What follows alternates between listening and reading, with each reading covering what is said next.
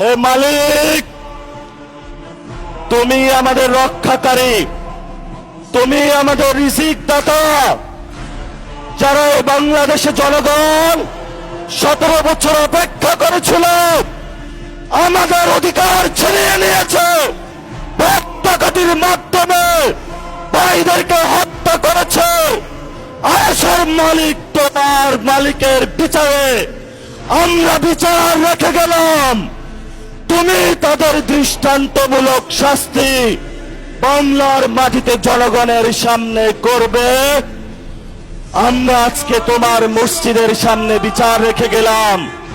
বাংলাদেশের মানুষ হতাশ হবেন না, লা তাহজান ইন্নাল্লাহা মানা, আল্লাহ আমাদের সাথে আছেন, শক্তিমান, ভয় নাই, জয় করব আমরা ইনশাআল্লাহ দ্বিগুণ হয়ে পার্লামেন্টে।